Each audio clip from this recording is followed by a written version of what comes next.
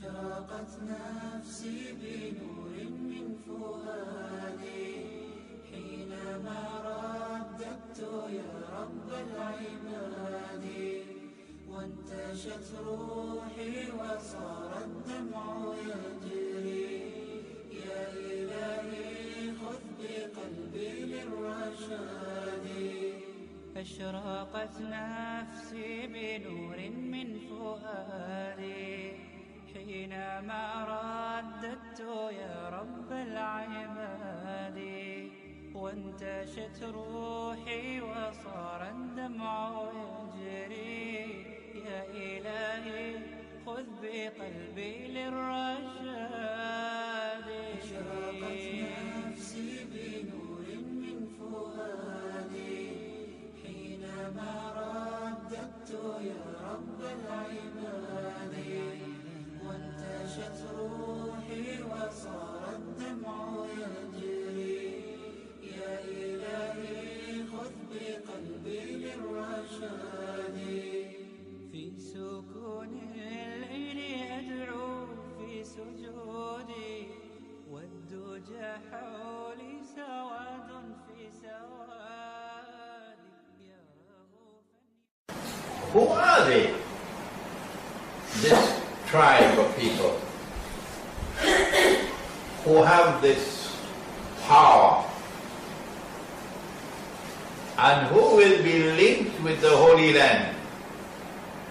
From that part of the world, you will see them moving to the Holy Land to take control of the Holy Land and then to bring the Israelite people back to the Holy Land. From north of the Caucasus Mountains. Do we know who they were? The question, remember, was who are these who have brought the Jews back to the Holy Land to reclaim it as their own? That's the question. When we conduct our research, we find something very interesting. And that is that there was a tribe of people who lived in that region, north of the Caucasus Mountains, who converted to Judaism, who converted and became Jews. So these are not Banu Israel. No. These are not from the seed of Nabi Ibrahim alayhi salam to Nabi Yaqub alayhi salam. These are not Banu Israel. These are Eastern European people who converted and became Jews. So European Jews. And the name of the tribe was the Khazar, Khazar, or Khazar.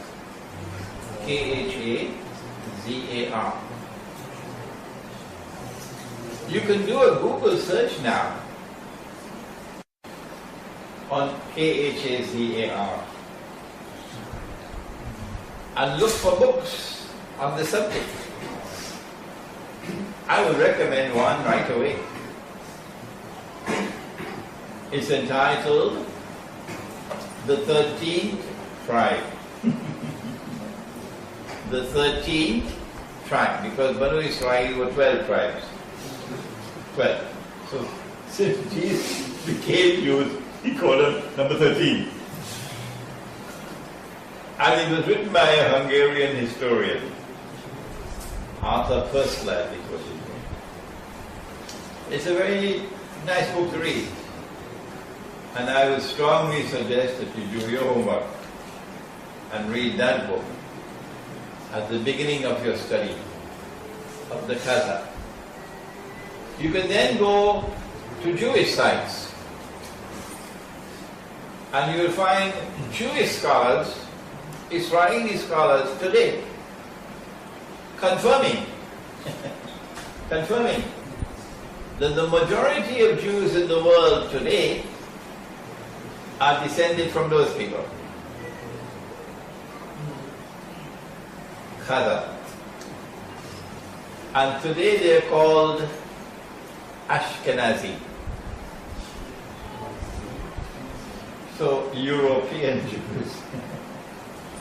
And only a small minority would be Banu Israel from Yemen and from Iran and Morocco and so on.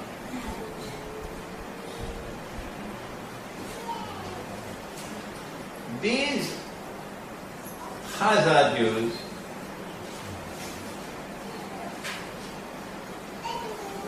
from their ranks, some converted from Judaism and became Christians.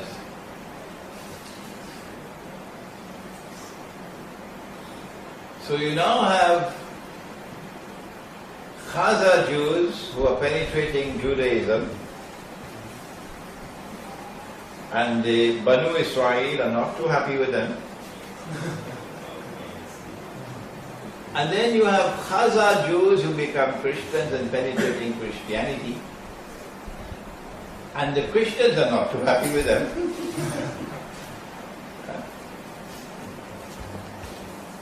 So they put their foot into both camps. The Jewish camp and the Christian camp. And they face opposition from the Jewish scholars, from the Christian scholars. Opposition. Eventually, these people create the Zionist movement. Europeans. And so you get Zionist Jews, Khazar, and Zionist Christians, Khazar. And they succeed in swaying considerable Jewish opinion in Europe and Christian opinion in Europe. And they're able to reconcile the two. Oh, I thought that was impossible. Because the Jews boasted, if it's not in the Quran, they're going to plaster me tomorrow morning in the newspapers. But it's in the Quran. Allah speaks in the Quran, where the Jews were boasting of how they killed Nabi Isa alayhi salam. It's there in the Quran.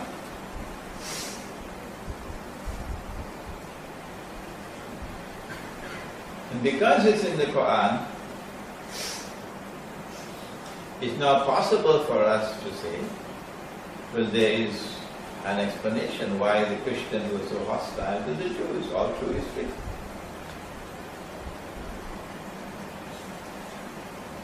But now we have a reconciliation between the two. And the emergence of a Jewish-Christian alliance. Zionist alliance. How is it possible? Answer: because you had some in this camp and you had some in that camp. And they were both Khazar. Now this is a very important event in history that has happened. That European Judaism and European Christianity have reconciled. And they formed an alliance. And it is that alliance which today controls the world. That alliance also wants Russia to bend down.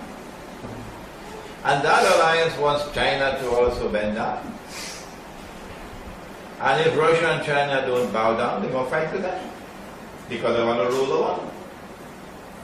That is the alliance which brought the Jews back to the Holy Land, Banu Israel, back to the Holy Land. That is the alliance. So Gog and Magog are located here, in the Judeo-Christian Zionist alliance. Do we have a Jewish-Christian alliance in the world today? Yes, we do.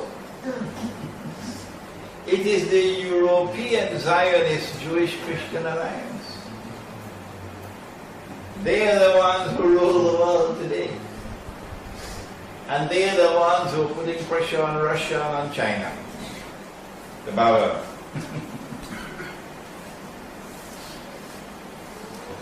They are the ones that Allah is speaking about. Don't be their friends and allies. This is Gog and Magog. This is Gog and Magog. In addition, Allah goes on to say, وَمَنْ يَتَوَلَّهُ مِنْكُمْ فَإِنَّهُ مِنْهُمْ. Whosoever from amongst you turn to them with friendship and alliance, you now belong to them. You no longer belong to us. وَمَنْ يَتَوَلَّهُ مِنْكُمْ فَإِنَّهُ مِنْهُمْ. I'm translating correctly, you know. Nothing wrong with my translation of the Quran. Whosoever from amongst you turn to them to be their friends and allies, you now belong to them. You no longer belong to us. Inna Allah la yahdi al-qawm al-zalimin. Surely Allah does not provide guidance for the people who are wicked. That's what they are. That's what they are. And so now we are able to identify Gog and Magog. In my first edition of my book on Gog and Magog, I came to the conclusion that there was going to be a mighty clash between Gog and Magog. And that mighty clash is the malhama of which the Prophet spoke, in which thousands of nuclear weapons are going to be used. And that's going to create the mushroom clouds, that is the dukhan that he spoke about, dukhan. You're not going to have sunlight in the world for I don't know how many days, maybe weeks, I don't know. No sunlight. Whole world will be covered with smoke. That's coming up. And when that war takes place, there will be a substantial reduction in the population of the world. Maybe only 10% will remain alive. So I came to the conclusion that the Anglo-American Zionist alliance was gone, and Russia was Magog. Because I could foresee a clash between the two. And I could see that Russia also had that indestructible power that the United States, Britain, and so on had. But in the second addition to my book, I said no. That conclusion was premature. And this is why I always say, when I teach and I give my opinion, do not accept my opinion. No. Do not accept my opinion until you are convinced that it is correct. Because if I make a mistake, how will you correct me? Huh? If you simply swallowing everything I say. Now that's a good student. A good student who critically assesses what I teach and will never accept anything I say until he is convinced that it is correct. That was the way I was with my teacher. And that's the way I want you to be with me.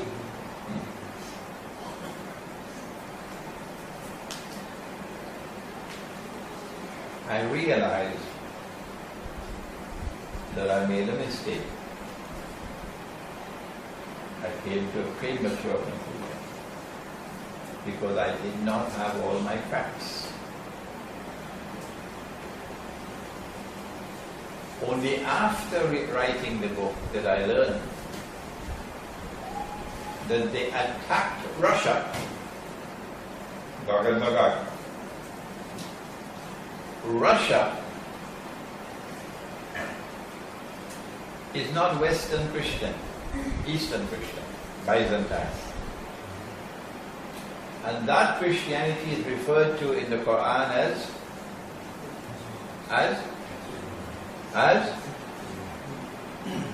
why are you afraid to say Rome? Not Roman, Rome. Ghulibatil Rum. Surah Rum. There's a surah of the Quran called Surah Rum. So when the Quran speaks of Rome, the Quran is speaking about Eastern Christianity, not Western Christianity. The Khazar became Jews and then Christians, and they were able to penetrate Western Christianity and bring about the Jewish-Christian alliance in Western Christianity. Oh, what about Eastern Christianity? When Rome emerged in history, it was in Italy, in the city of Rome. But at that time, Rome worshipped idols. That is before Nabi Isa alayhi salam. And then when Constantine became Christian, the Emperor Constantine wanted to get out of this paganism, and he created a new city and called it Constantinople. Constantinople. Mustafa Kemal eventually banned the use of the word Constantinople, and now you must only use the word Istanbul. So I say to Mustafa Kemal, get lost. Get lost, Mustafa Kemal. My prophet used the word Constantinople. And since my prophet used the word Constantinople, that's the name of the city for me. You could call it whatever you want. But since Muhammad alayhi salatu wasalam called it Constantinople, that's the word I'm going to use. Mustafa Kemal could put that in his pipe and smoke it. So Rome left Italy, and Rome now came to Constantinople. And then in 1456 or 57, when Sultan Ahmad Fatih, conquered the city, then Rome moved from Constantinople, went to Moscow. So the capital of Rome today is Moscow. Since that time to today is Moscow. Okay? And Rome remained fervently Christian. More authentically Christian than Western Christianity. Yeah. Until something happened in the First World War. The Russians always wanted to get back Constantinople. The most magnificent church of the Christian world was in Constantinople. It was built more than in the year 3 or 4 AD. And it's more than 1,000 years old, 2,000 years old, 30,000, 300 years old. It was called Hagia Sophia. Okay? And when Sultan Muhammad Fatih conquered the city, he converted the cathedral, the Christian cathedral, to a masjid, which was a very shameful thing to do. A monstrously shameful thing to do. To take a Christian church, conquer, and then convert it to a masjid. Shameful and embarrassment to Islam. And on the day when we conquer Constantinople, inshallah, we will return that church to the Christians. So Russia wanted to get back Constantinople. But the Ottoman Empire stood in the way. And the Ottoman Empire, for centuries, had used all their power against the Eastern Christians. If Greece today hates Muslims, the Greek people hate Islam, hate Muslims. Do you know why? Because the Ottomans used to take Greek children, little boys 10 years of age, because they were able to conquer Greece, huh? And they will convert these children to Islam. And then they'll train them and bring them up to be soldiers. And these then became an elite force in the Ottoman army, the Janissaries. Yeah. Christian boys. This is the Ottoman Empire. And then the Ottomans would enslave the women, Greek women, and other women of Eastern Europe. And these women will now be slaves, and put them in their harem.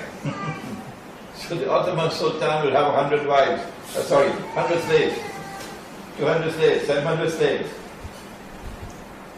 The Ottoman Sultans could not marry. No. They're not allowed to marry. I thought marriage was half of Iman. So we've got a lot of you tonight here who have only half Iman. And nikah for this full Iman. But the Ottoman Sultans could not marry. Why? Because they did not want to have children from wives who would have rights. The wives would have rights. So if they slept only with slaves, the slaves will have no rights. And when the Sultan died, one of his sons will be chosen to become the new Sultan. And they had a practice for some time that he would kill all his brothers. So they will never have any problem of conflict for succession. No.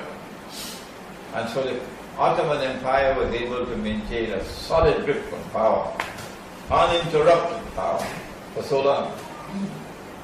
They used that power against the Eastern Christians in such a deplorable way that the Eastern Christians today hate Islam. Greece hates Islam. You're not allowed to build a masjid in Greece because of hatred for Islam. That's why they're angry. That's why they hate Islam. So Russia wanted to get back Constantinople. But the Ottoman Empire controlled the Holy Land. So when they were ready to get the Holy Land from the Ottomans and restore the state of Israel and bring the Jews back to the Holy Land, they needed a war. They needed a big war, and they needed to get the Ottoman Empire against them. Okay?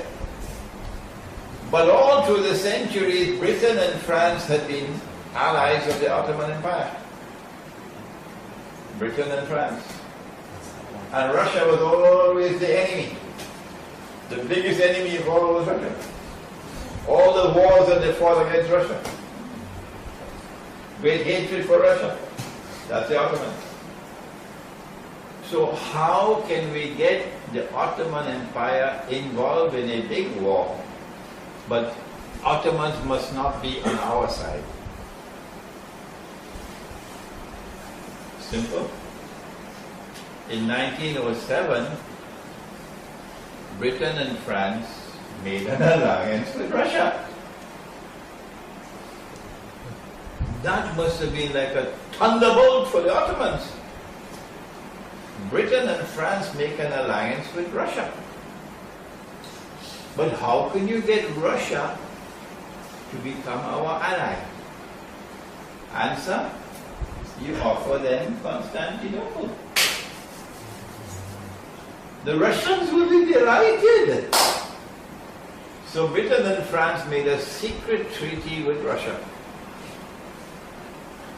offering to them Constantinople if war breaks out. Once the alliance with Russia was made, it meant that when war breaks out, and everybody knows war is coming, the Ottomans cannot join the war on the side of Britain and France because Russia will then become their ally. So it's a game of chess. Chess. You put all the pieces together so you checkmate them. So there's only one road open. Only one road open for the Ottoman Empire, and that is to make an alliance with Germany. And that's what they wanted. See? So when the war broke out in 1914, I'm doing your homework for you now. If you had to do the research to get this that I'm giving you, it would take you a long time. When war broke out in 1914, okay, the Ottoman Empire is on the losing side. And the Russian troops are advancing. And by 1917 it was all over. By 1917, the Russian troops are now closing in on Constantinople. And Russia is rubbing her hands in glee. We're going to get back Constantinople now. But the Zionists did not want Russia to get Constantinople. So what did they do?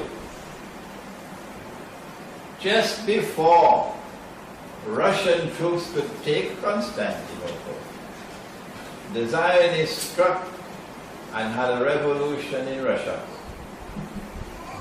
and killed the whole royal family and brought about a new regime in Russia. It was called the Bolshevik Revolution. It was essentially an atheist revolution to destroy the Christian foundations of Russia. So from 1917, Russia is under the control of Gog and Magog. From 1917. When they overthrew the regime in Russia called the Tsar, and they took control of government, most of them were Jews, they then withdrew Russia from the war. So the Russian troops could not advance to Constantinople. And then they published the secret treaty, made it public. That Britain and France had made a secret treaty with Russia that they would give Constantinople to Russia. See? Then they took Russia and they transformed it into the Soviet Union, which was an atheist state. And the idea was to destroy the Christian foundations of Russia. So it will cease to be ruled. And then Russia became a nuclear power. This is Gog and Magog.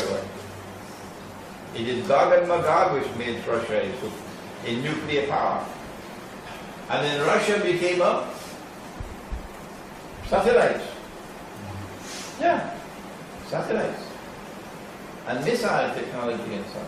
This is Gog and Magog. So that's why I came to the conclusion that Russia was Magog.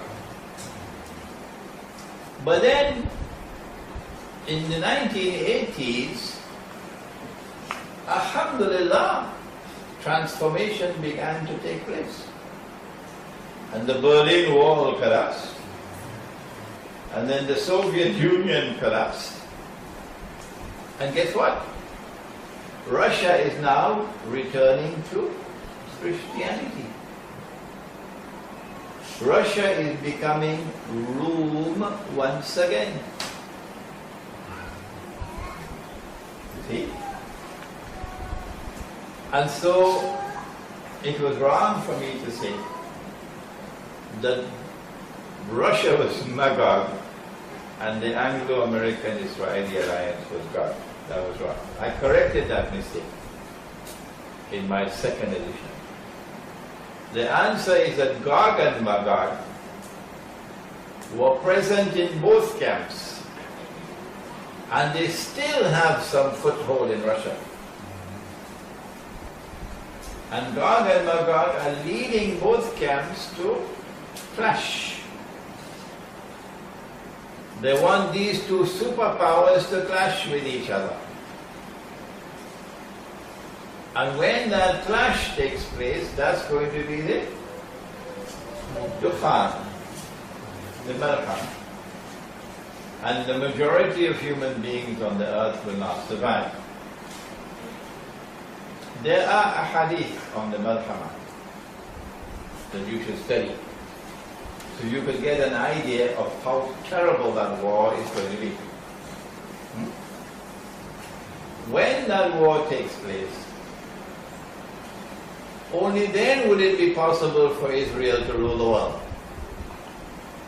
Because Gog and Magog are not going to be destroyed in that war. No. The Anglo-American alliance and the Russian alliance are both going to destroy each other. But Gog and Magog will not be destroyed. They will survive. And they will now empower Israel, so that Israel can become the ruling state in the world, and there will be much less human beings on the face of the earth. So it becomes easier for Israel to become the ruling state of the world. It is only after Israel becomes the ruling state and the girl is born of Jewish parents, he grows up as a Jew, a young man, powerfully with curly hair, and then he rules over Israel and he stands up in Jerusalem and he says, I am the Messiah. Only then would Imam al-Mahdi emerge.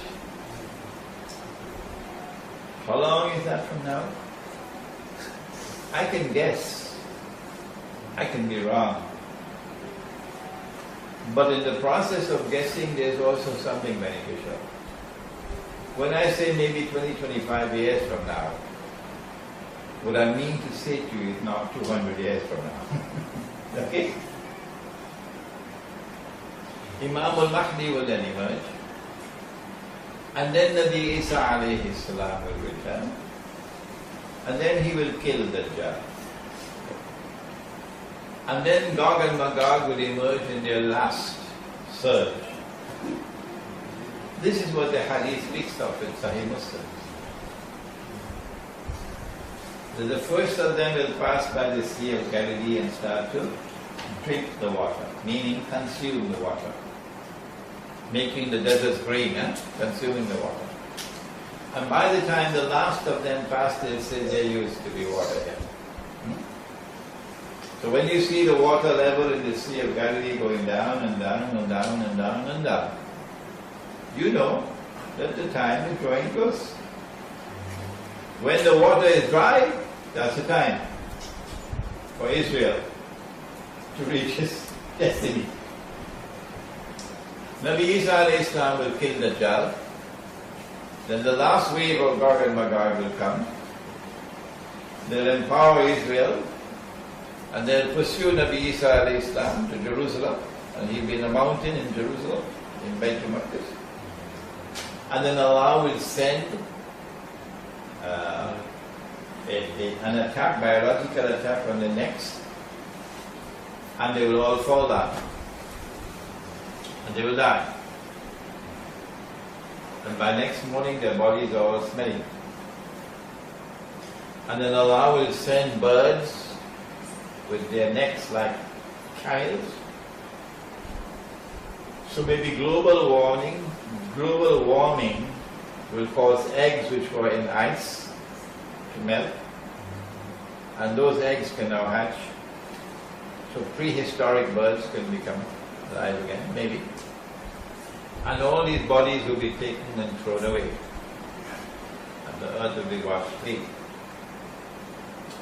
It is after that that Israel will face a final toll of the bell, when the Muslim army will liberate the Holy Land. Now what I've done to you tonight is put in a nutshell the basic part of the subject of Gog and Magog. I've left out a lot of material. I've left out, for example, because it will take me another 10-15 minutes, that there are trademarks of Gog and Magog. The biggest trademark of all is that they commit fasad. They are PhDs in fasad. They corrupt and destroy everything that they touch. So they corrupt the political system, they corrupt the economy, they corrupt the monetary system, they corrupt the educational system, they corrupt everything. They corrupt marriage relations, they corrupt the sexual relations. But the most destructive corruption of all is internal. Internal corruption. Internal corruption. So that the heart can no longer see what otherwise cannot see. So there you are. And I think it is Surah Al-Baqarah. Any Hafiz of the Quran? Any Hafiz? Hafizah? In the Quran, Allah speaks about the kuffar, and He says they are friends and allies of each other. And then He goes on to say, إِلَّمْ تَفَعَلُوا, if you do not do the same, make alliances, تَكُنْ فِتْنَةٌ فِي الْأَرْضِ وَفَسَادٌ كَبِيرٌ. There will be great fitna and fasad in the earth. So we don't just sit down doing nothing. No. We recognize the world around us. We see who are the forces of Gog and Magog. And then we try to make alliances with forces which are opposed to oppression. The religion of Islam, as I know it, and perhaps you will agree with me, the religion of Islam came into the world to oppose oppression and to liberate the oppressed. Is there anyone who wants to differ with that? Huh? And so sensible people will be searching for allies amongst Jews who are also opposed to oppression. You will make alliances with Jews. Christians who are opposed to oppression, you make alliances with Christians. If Russia is standing up to the Zionists and Russia is returning to Christianity, you forge an alliance with Russia. If China refuses to bow down to the Zionists, you forge an alliance with China. That's one of the things you could be doing. In the world of Islam, Pakistan took the lead. About maybe 40, 50 years ago.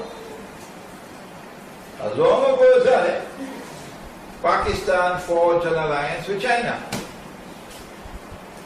It was a very sensible thing to do. Very sensible. Because when the Zionists pulled that Bin Laden trick out of the bag in Abbottabad, they said they found him, they killed him, they threw his body in the sea, and then a big fish came and swallowed it. You know that story? They were ready to attack Pakistan.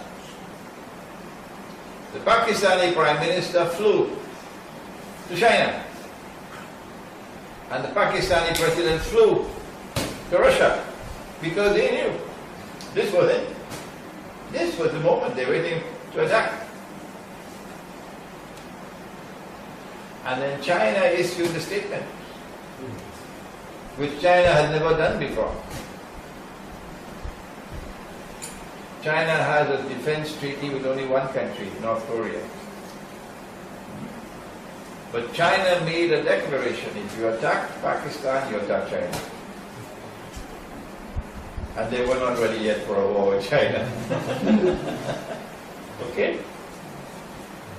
Iran did the same thing with Russia. And that's why they've not been able to attack Iran as yet. Syria did the same thing with Russia. And that's why they could not do another Libya in Syria. Otherwise, Turkey is ready to attack Syria on behalf of the NATO. But if you attack Syria, you're going to get Russia on your tail. And Russia is a nuclear power. So, the answer to your question is, Allah says in the Quran, إِن لَمْ تَفْعَلُوا, if you do not do the same, forge alliances, تَكُنْ فِتْنَةٌ فِي الْأَرْضِ وَفَسَادٌ كَبِيرٌ. Okay? Alright. The second thing you do is when you see people around you all following the Gog and Magog way of life, turning away from Allah and His Messenger, worshipping money,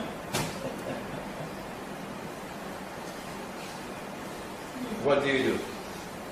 When you see food being corrupted and all that you're eating is garbage, when you see your children growing up strangely, your daughters grow up and they are in blue jeans, no hijab, and your sons grow up and the first thing they do is to shave off their beards, and they also want to join the blue jeans Jamaat. Nobody wants to study the deen. Everybody wants to go and study in Oxford and Cambridge and Harvard and Yale and Sorbonne and whatever. Come back and get a big job. But nobody wants to do what I'm doing here tonight. What do? Do you live among such people? If you do, then your whole family will be gone. No. What you have to do is to separate from them and go and build a pure society as it used to be in your grandfather's time. The way of life you used to have. Produce your own food and stop eating imported food. Eat your own food. And get your women to grow up as women, not as men. And get your men to grow up as men, not as women. Huh? I call that the Muslim village, or the Muslim kampung. And this kampung produces its own food. I don't know whether in Brunei you reached that stage already, where you need to go and build Muslim villages. We found that Gog and Magog were located in the Quran in only one other reference. In the whole Quran there are only two. One is in Surah Al-Kahf, the other is in Surah Al-Anbiya, the prophets of 21. There are two ayat, and here they are in Surah Al-Anbiya, and this was the bulk of our class last week. Haram means prohibited. Prohibited. So haram here is a ban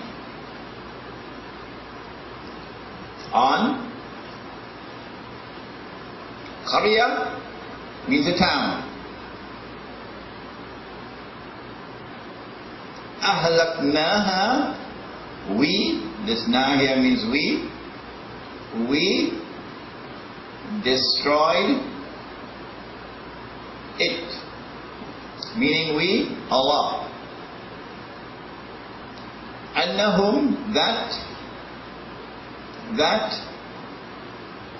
they, la yarji'un, cannot return, hatta, until, idha futihat, when released, Gog and Magog. and whom they min kulli hadab, from every direction or in every direction, yansilun, spread out.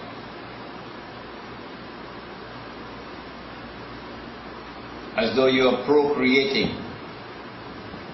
You have a child here, you have a child there, you have a child there, you have a child there, you have plenty of children, you spread out. وَحَرَامٌ عَلَى قَرْيَةٍ, there is a ban on a town. أَهْلَكْنَاهَا, which we destroyed. أَنَّهُمْ, that they, the people of the town, لَا يَرْجِعُونَ, cannot return. There is a ban on them that they cannot return to this town. Allah is saying. Hatta, until, you will see, thousands of years will pass, but they cannot return. Until, meaning return to reclaim the town as their own. They could come out as tourists, that's alright. But they cannot return to reclaim the town as their own. Hatta, until, إِذَا فُتِحَتْ يَأْجُوجُ وَمَأْجُوجُ, until Gog and Magog are released, number one. And having been released, secondly, وَهُمْ مِنْ كُلِّ حَدَبٍ يَنْسِلُونَ, they spread out in all directions.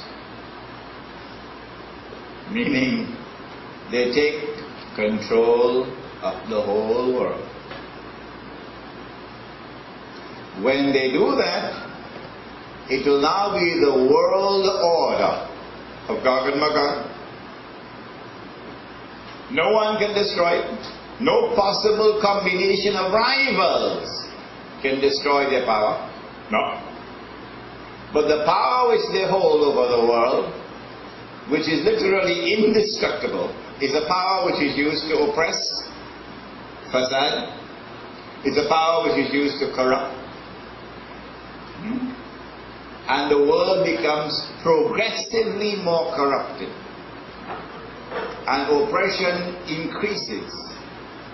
As oppression increases, as the world grows more corrupted, as globalization marches forward, as they take control of the world and the world order of Gog and Magog, then you will see, Allah is saying, then you will see that these people who were expelled from this town and who were banned from returning to the town to reclaim it as their own, you will see them returning to reclaim the town as their own.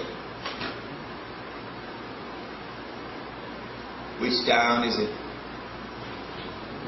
To this class it is crystal clear. Alhamdulillah. To everyone in this class, it is crystal clear. Praise is due to Allah. But then why is it that outside of this class, hardly anyone will agree with us? Just go outside and ask my brothers, the learned and the distinguished scholars of Islam, who are more learned than I am. And I honor them and I respect them for their learning. And I do not in any way seek to belittle them. But it is an amazing thing for which I don't have an answer, that outside of this class, you'll hardly find anyone in this country who will agree with the translation that I just gave of the ayah. Translation, you've not yet interpreted. Translation. Okay, which town is it? We said, let us use the Prophet ﷺ to answer that question. Remember? We said, let us go to all the ahadith on Gog and Magog and see whether there is any town which is mentioned, which is linked to Gog and Magog, which fits the description. When we went to all the ahadith on Gog and Magog, we found to our surprise that there is only one town. In all the ahadith, only one town mentioned, which is linked to Gog and Magog. And that town is Jerusalem, Baitul Maqdis. And so we came to the conclusion, and we insist that this is the correct conclusion.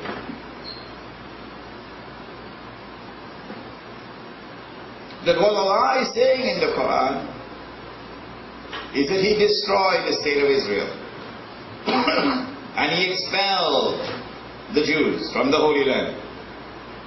And having expelled them from the Holy Land, He put a ban on them that they could never return to reclaim it as their own for 2,000 years.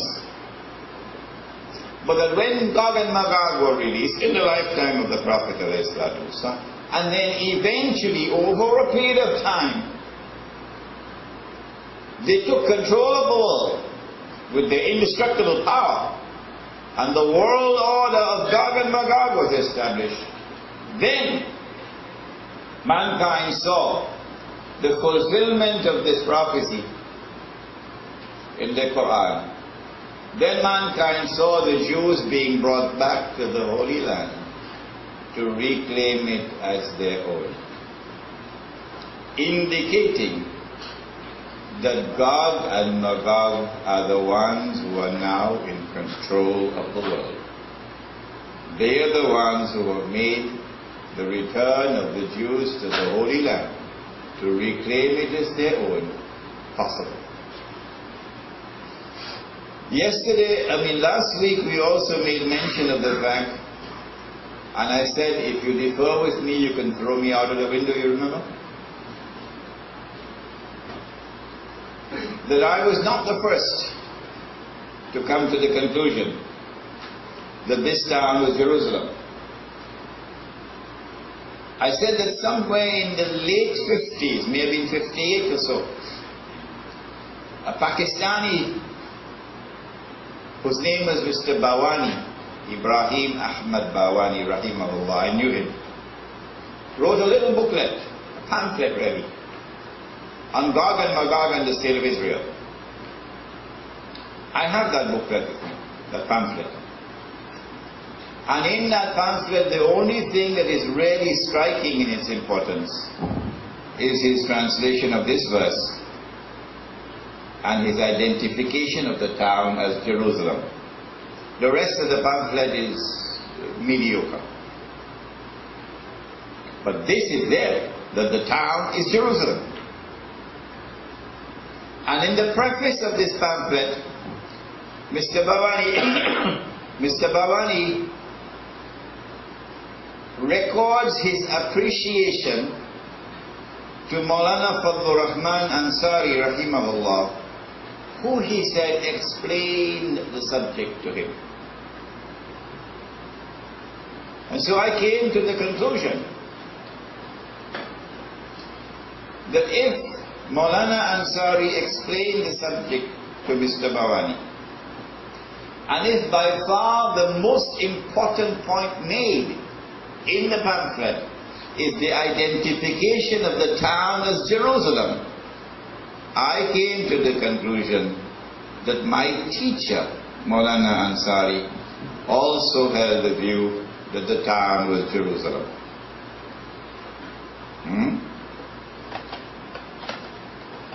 I read the pamphlet only after I had myself come to the conclusion that the town was Jerusalem. This was about 10 years ago. And when I read the pamphlet, my heart was fluttering with joy that my teacher also came to the same conclusion.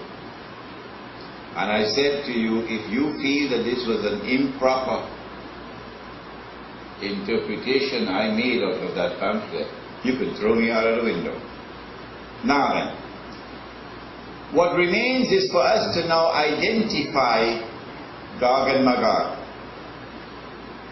It will not suffice for us to say that Gog and Magog is modern Western civilization. We want something more precise than that.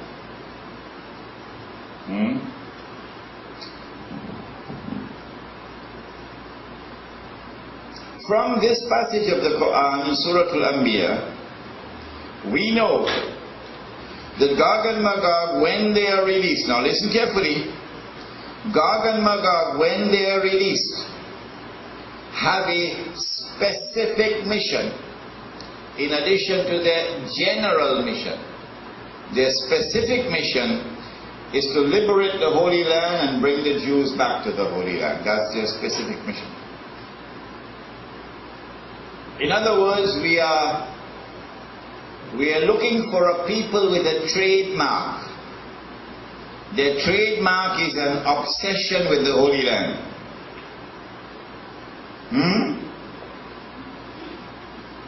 To liberate it and to bring the Jews back to the Holy Land. Can we identify these people? Okay. I want you to look at Europe, the white world. Prior to the time of Nabi Muhammad alayhi salatu wasalam. And then look at Europe, the white world, after the time of Nabi Muhammad alayhi salatu wasalam. In reference to Europe's relationship with the Holy Land and with the return of the Jews to the Holy Land. Did Europe ever control the Holy Land prior to the time of Nabi Muhammad alayhi salatu wasalam? The answer is yes, at least on 2 occasions. Number one, Alexander, who is known as Alexander the Greek emperor, conquered Jerusalem and held discussions with the rabbis. But Alexander and his Greek empire never considered Jerusalem and the Holy Land to be anything more than just another occupied territory. They never considered the Holy Land to have any special status. Good. Who else from Europe? The Roman Empire. The Roman Empire, when Rome was pagan, and then the Roman Empire, when Rome became Christian, Constantine. And on both occasions, the Roman Empire never considered the Holy Land to have any special status.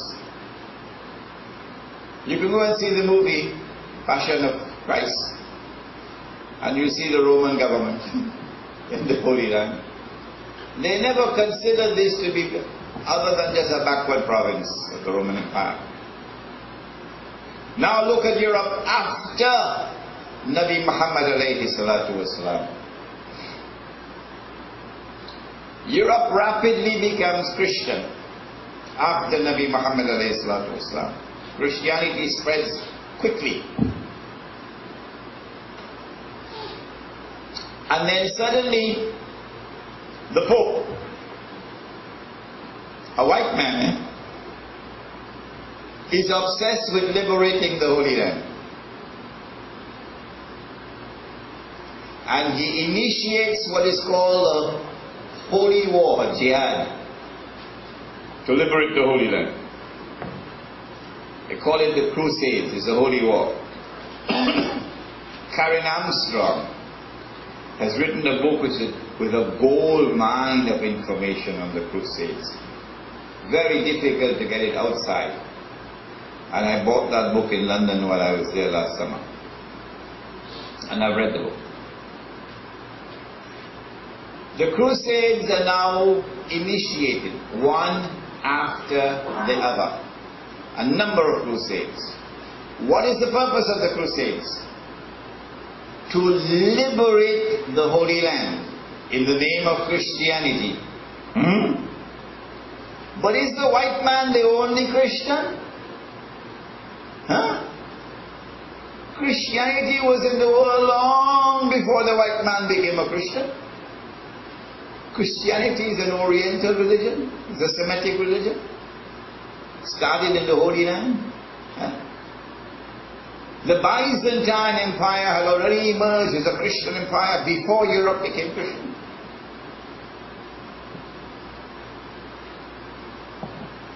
And now Europeans march to the Holy Land to liberate the Holy Land in the name of Christianity. But guess what?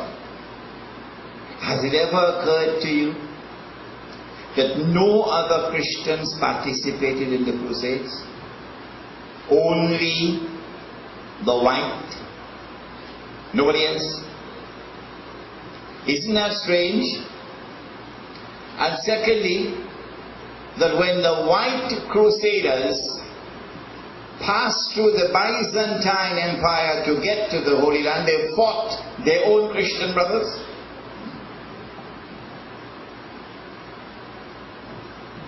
How come? Only the white Christian wants to liberate the Holy Land. No other Christian participates in the Holy Land, in these holy wars, these crusades. I want to suggest to you a new way of looking at history. That the crusades were not Christian wars. That the crusades were the white man's war. The crusades were European wars masquerading as Christian wars. A PhD in deception, masquerading as Christian. But they were essentially the white man's war, European war. And when Europe decided to cast off the clothes of Christianity, as unceremoniously as Europe had adopted itself to be Christian, one Sunday morning Europe decided we don't want to be Christian anymore. And now Europe is essentially godless. Secularism is a euphemism for godlessness. Europe is now secular. Church and state are separate from each other. Why don't you Muslims understand as Europeans? We are the leaders of the world in thought. We have separated church and state. Well, then if you separated church and state, could you kindly explain to me how come a secular Europe persists in the Crusades, which were holy wars launched by a pope? Can you explain to me that Britain continues the Crusades and brings the Crusades to its conclusion? Where's the evidence? In 1917, December 1917, when the British Army defeated the Ottoman Islamic Army and entered into Jerusalem, what did General Allenby say? The British general. He said, today the Crusades are now over.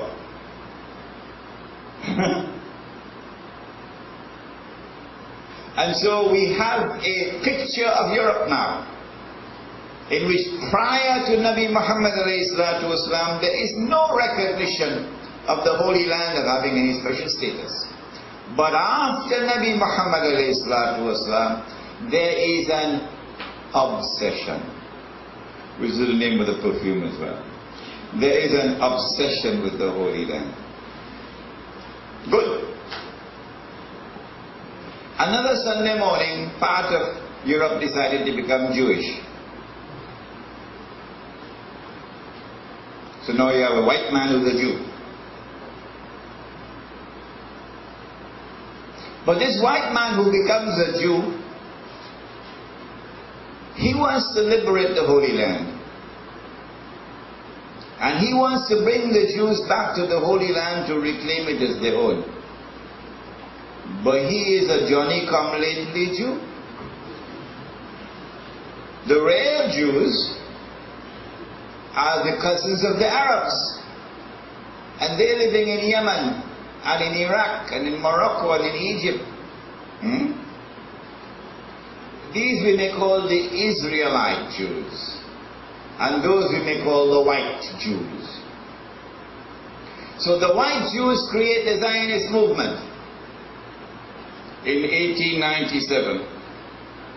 And the white Jews succeed in getting the British government to make a deal with them in 1917 for the Balfour Declaration.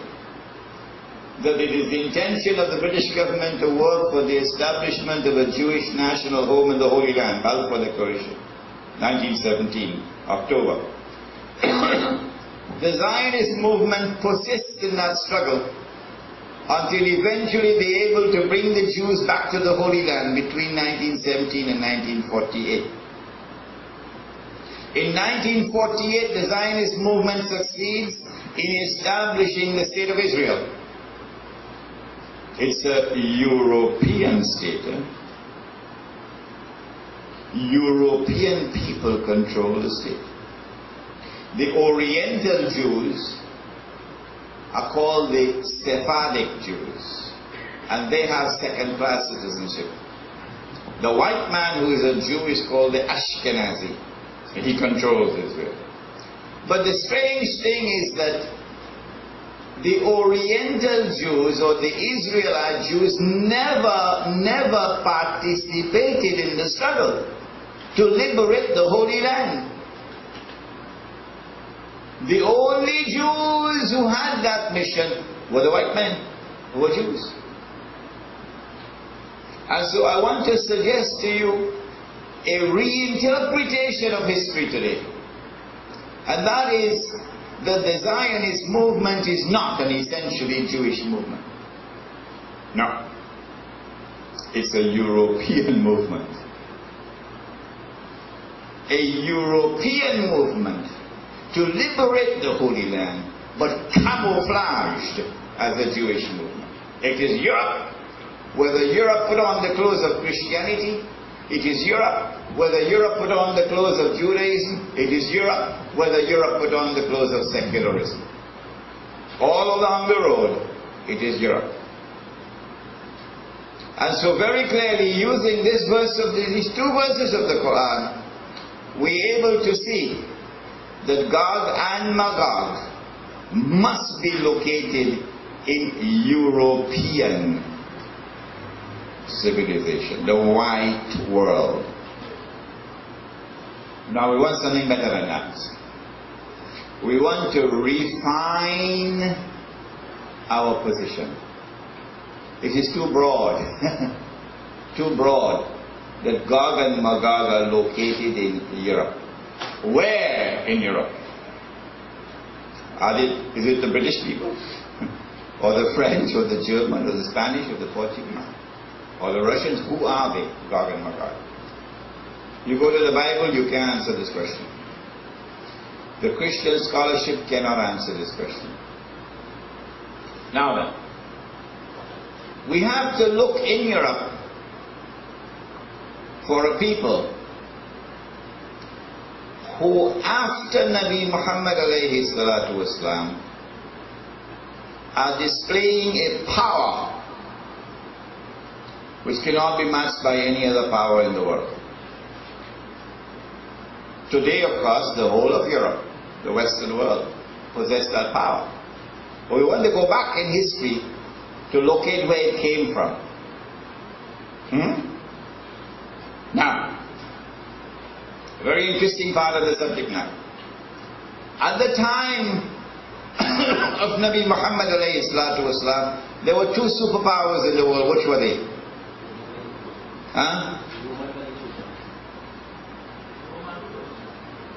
It was called Rome, but it was the Byzantine Empire, with its headquarters in Constantinople. And the second one was the Persian Empire, Kesra. These were the two superpowers in the world at the time of the rise of Islam. Good. You know the history that the Muslim army, after the death of Nabi Muhammad alayhi salatu wasalam, the Muslim army challenged both the superpowers simultaneously and defeated them both. You know that? Simultaneously. And when both the Byzantine Empire and the Persian Empire were defeated, then Islam emerged as the superpower in the world without anything in the landscape to match it, to challenge it. Okay? We are the most powerful military force in the world. Okay. Within 100 years of the death of the Prophet ﷺ, we began our attempt to take over Europe.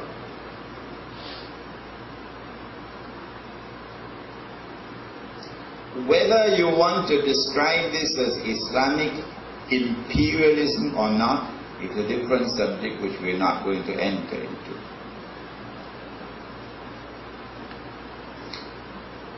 The attack on Europe was launched from two directions.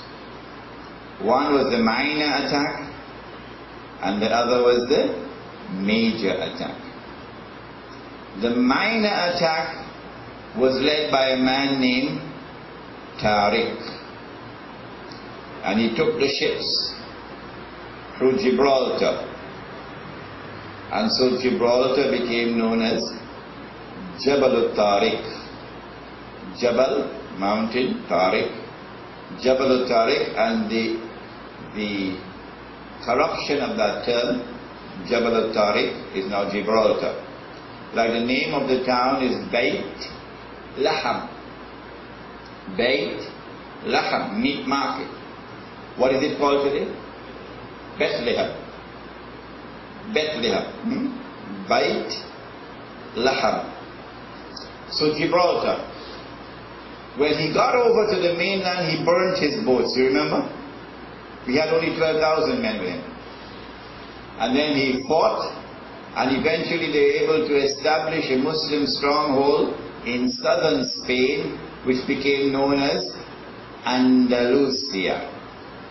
And they remained there for, I think, about 500 years or so, until in 1492, the same year that Columbus landed in Trinidad, that same year the Muslims were expelled from Spain. But the advance beyond southern Spain into southern France was halted by a man named Charles Martel or Charlemagne.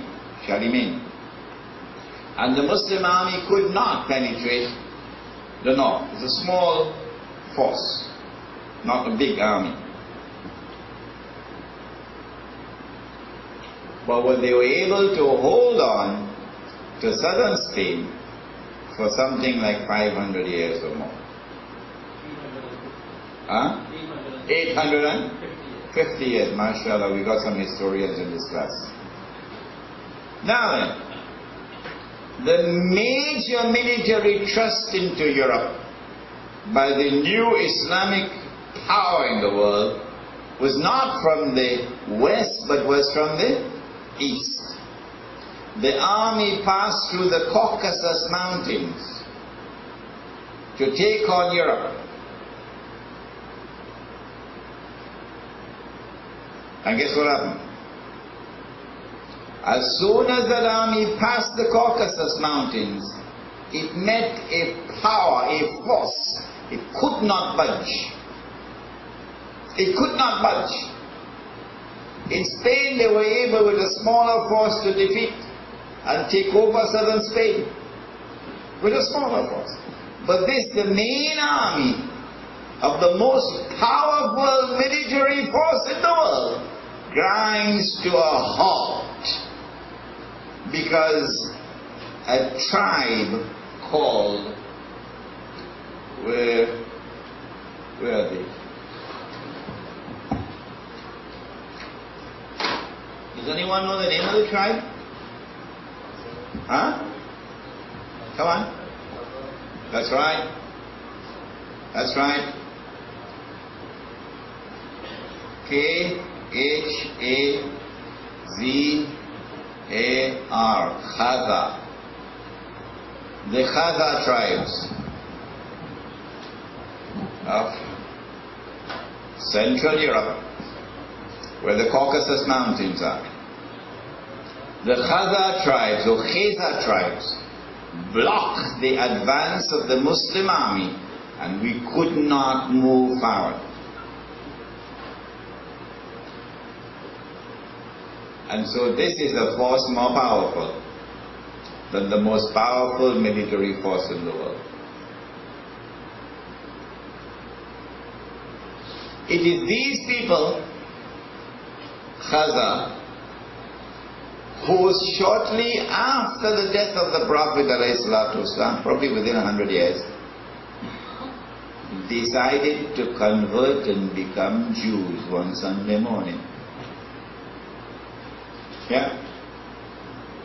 This is a historically documented fact. This is the phenomenon of the European Jew.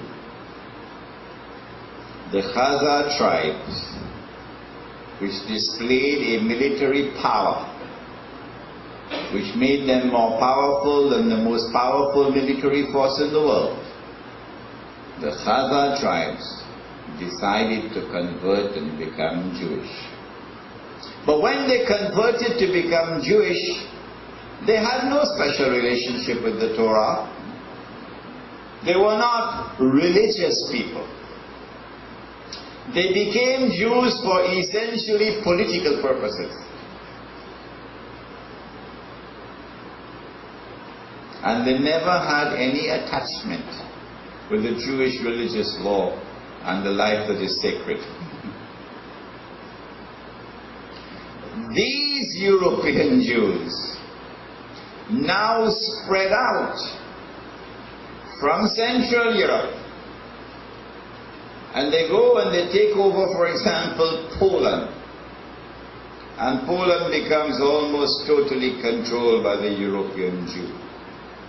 Many Israeli rulers have come from Poland. And then they leave Poland and they move out into Western Europe. And as they move out into Western Europe, they become the driving forces behind the French Revolution. And they become the driving forces behind the Bolshevik Revolution, which overturns Russia. And having overturned Western Europe, they then cross the Atlantic. And over a period of maybe 50 years or less, they're able to take control of the United States. To such an extent that in 1916, the showdown took place. Henry Ford is the most popular American alive. He's an icon of America. He's the man who took the automobile, which was the exclusive privilege of the wealthy. Only the rich could afford a motor car. And Henry Ford, through his introduction of the production lines in Detroit, is able to bring down the cost of a motor car to about $700 or $750. And so millions of Americans can now afford to buy a motor car thanks to Henry Ford. Henry Ford also doesn't bother about market wage and minimum wage. Henry Ford decides, I want to pay my labor force a wage which is a just wage, and me care what the others pay. And so he pays a just wage. And in paying a just wage, and in showing his genius in establishing the production line, and bringing the motor car and making it available to the average American, Henry Ford became the most popular American, more popular than the president. In 1916, Henry Ford used all the power that he had, used all the wealth that he had, to try to prevent the United States from entering the war. But the Jews had made a deal with Britain. What was the deal? If you will promise to give us the Holy Land, we'll bring the United States in the war. Public opinion in the United States from 1914 to 1916 was against entering into the war. You can check all of this out, yourself. Do the research. And yet, the European Jew, who is now an American Jew, through his skillful control of the media, through his skillful manipulation of public opinion, through the skillful influence he exerts upon the White House, the European Jew succeeds in 1916 in bringing the United States into the war. And so we now have identified something more than simple Western civilization, something more than simply the white world order. We are now capable of refining our definition and locating Gog and Magog in a special part of Europe from where they spread out. They are the Khazar tribes who eventually converted and became Jews. Now, let me recommend to you a book. There's only one real book to read on this subject.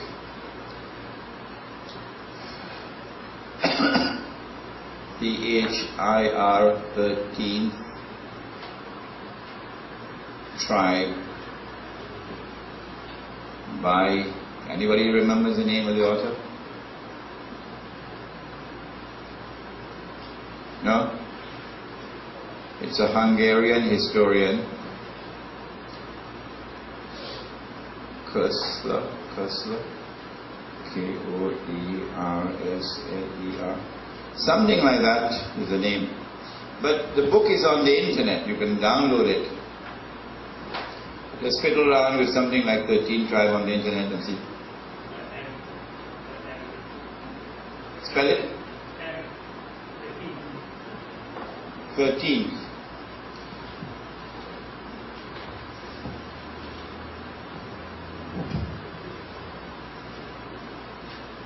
The 13th tribe. Kersler, or whatever is his name, in describing the European Jew who has come from the Khazar tribe, calls it the 13th tribe. Now then, before we end our subject of identifying Gog and Magog, when Gog and Magog are released, the first of them will pass by the Sea of Galilee. If you pass by the Sea of Galilee, you're heading for Jerusalem. And by the time the last of them pass, they'll say there used to be water here. So we're looking for a European people with that power who will be moving from Europe to the Holy Land. This is the European Jew. That's where he is now. And so we have come to the conclusion that we can now identify the origin of Gog and Magog in the Khazar tribes. But remember, when they are released, they make carbon copies of themselves. They take over different people, and as they take over a people, those people now begin to imitate the way of life of Gog and Magog. Like, did I tell you? But when I was a 14-year-old boy, I used to be 14 once upon a time. Yeah. SHA and I know that when we were boys, we never saw blue jeans. And then one Sunday morning as a teenager, we saw blue jeans for the first time. Everybody want to wear blue jeans now. But one horrible Sunday morning, we saw our sisters in blue jeans. What? We never saw a girl in blue jeans in all our lives. You all don't know this experience, that we had. And then, worse than that came. The day when we saw our fathers wearing blue jeans. And then even worse than that, the day when mothers started wearing blue jeans. And then worse than that, when grandpa started wearing blue jeans. And then we see grandma in blue jeans. Huh? And then one day you see the priest in blue jeans. You see the rabbi in blue jeans. And if you wait long enough, you might even see blue jeans on the mimbar giving the khutbah one day. And we saw the Chinese in blue jeans. And the Japanese in blue jeans. And holy of all holies, one day we saw the black African in blue jeans. And then we saw the Arab in blue jeans. And the Persians in blue jeans. And even the Pakistanis in blue jeans. What's going on? What's going on? Is this by accident, I ask you? Put on your thinking cap. And so while Gog and Magog emerged from the Khazar tribes, that's only the origin. As they embrace other people, they expand, they multiply, and they create carbon copies of themselves, until eventually 999 out of every 1,000 becomes a carbon copy of Gog and Magog. When that happens, then the Muslim who follows Nabi Muhammad ﷺ is a very lonely creature, because he's out of step with the rest of the world. He's different. And they now grinding their teeth with anger. Why can't these Muslims dress the way we dress? Live the way we live? Why they always have to talk about this Insha'Allah and Subhanallah and Alhamdulillah and MashaAllah? But we give up that kind of language long time ago. We don't use these expressions anymore. But look at them Muslims. And so life becomes difficult for a Muslim. How difficult? What did the Prophet say about hot coals? He said the time will come when, in order to live the life of Islam, it will be equivalent to holding hot coals. You know what's the implication of that? If you have an Islam and you are moving serenely and quietly and peacefully, and you have the experience of hot coals, brother, you ain't have Islam. That's the implication. Alright?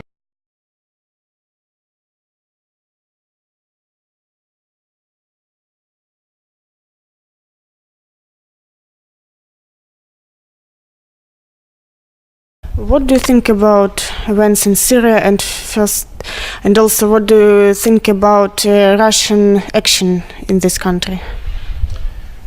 I have said that, excuse me, I have said that had Russia not intervened in Syria courageously, with magnificent courage, because the Russian intervention could have provoked nuclear war, yes. And yet the Russian people supported their leadership. And the Russian intervention has saved Syria from becoming another Libya. For this we have to commend Russia. We have to thank Allah, the one God, that the Russians intervened when they did and how they did. Otherwise Syria would have become another Libya. Secondly, had the Russians not intervened, I said that the Christians of Syria would have been slaughtered.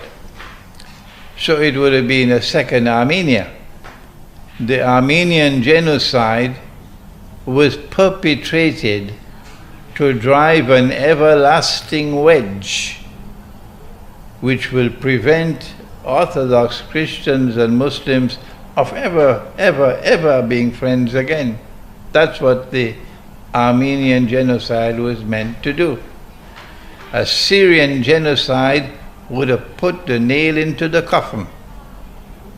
Finally, it's impossible for Muslims and Orthodox Christians to ever become friends and allies. But because of the Russian intervention, the Christians of Syria were saved from slaughter.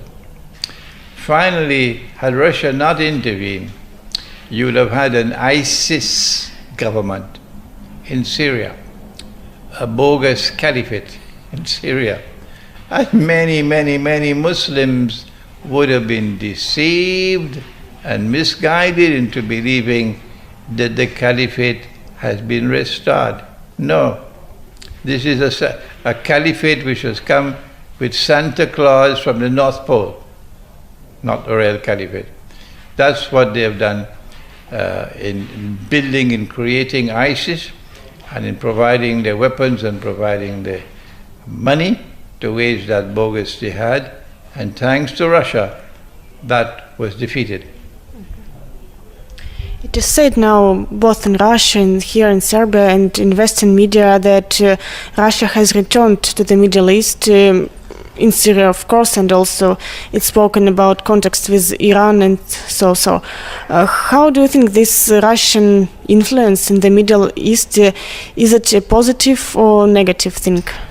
Already it is as plain as daylight that the Russian intervention in Syria has succeeded. It was an intervention which had courage in it and also wisdom in it.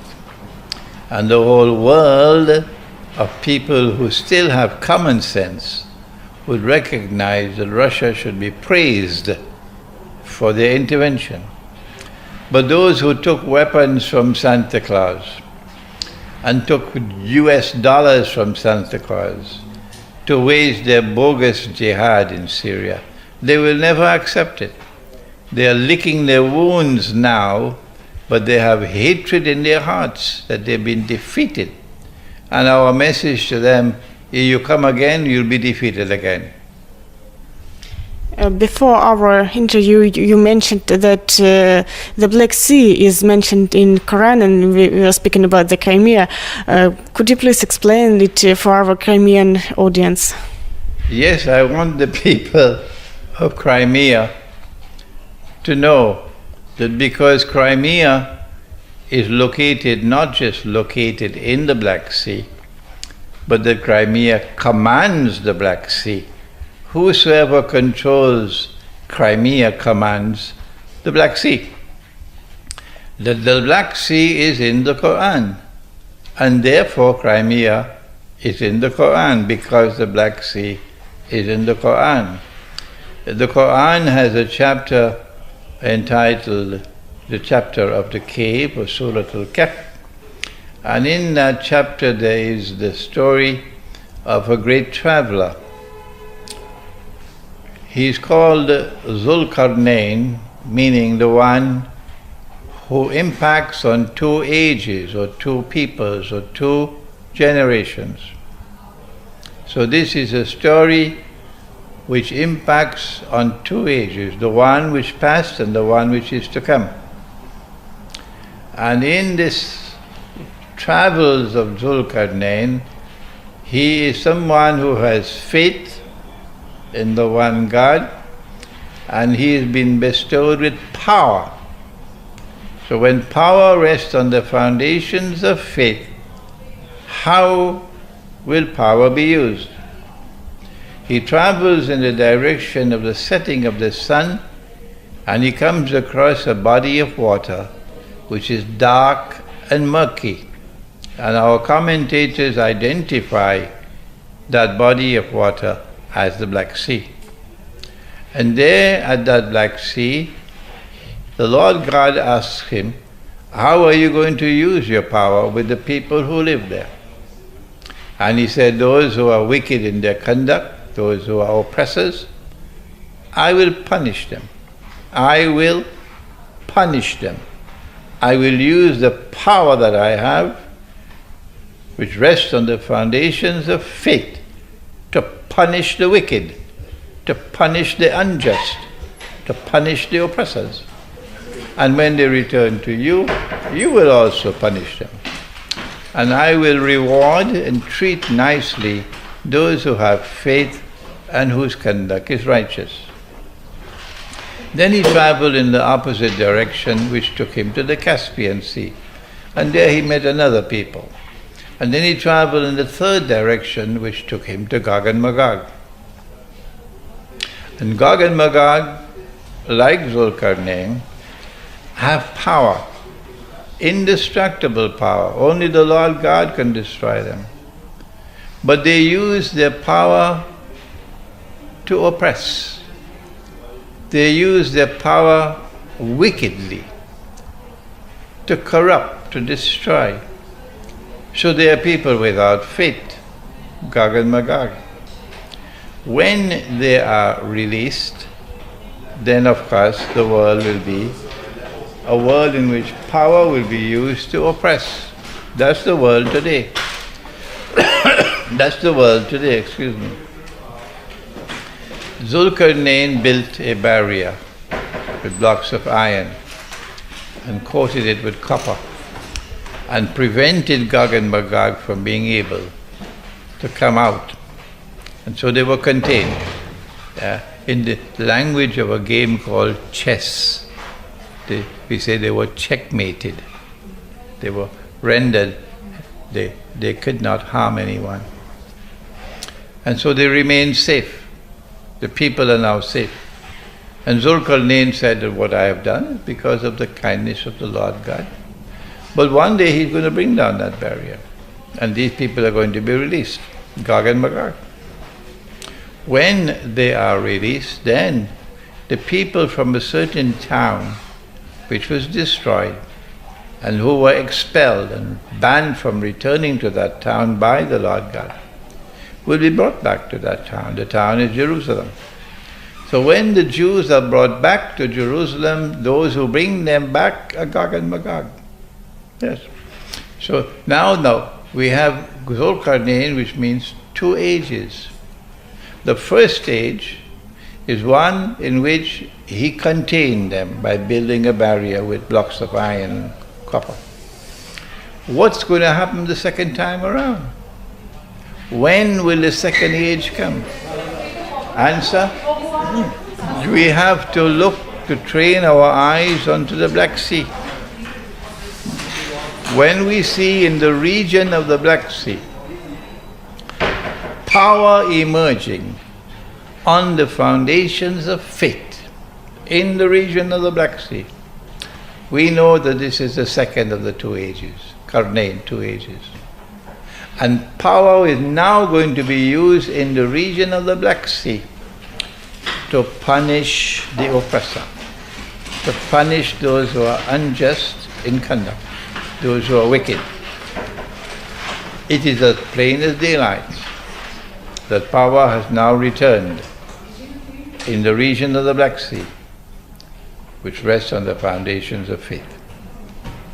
You know that your opinion about the Islamic world, about Russia, about the West, can be not welcome in the West, of course, and in some maybe Islamic countries. What do you think about that?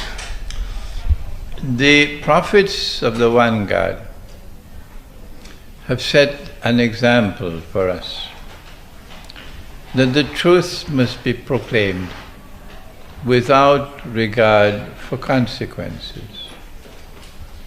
We have to follow in the footsteps of the prophets of the One God. And what I do is I proclaim the truth without regard for consequences. And I pray that the Lord God might protect me. Thank you very much and good luck to you in your work.